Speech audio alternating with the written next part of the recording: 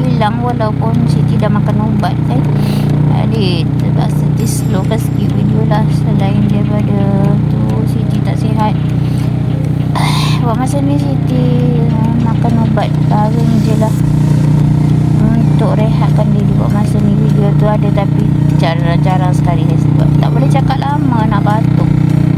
Air Siti paksa minum banyak lah. Mulut Siti pecah, tengkuk Siti perik, batuk je ada keluar kahak. Okey, Siti akan buat konten pada hari-hari tertentu tu. Terpaksa stop dululah.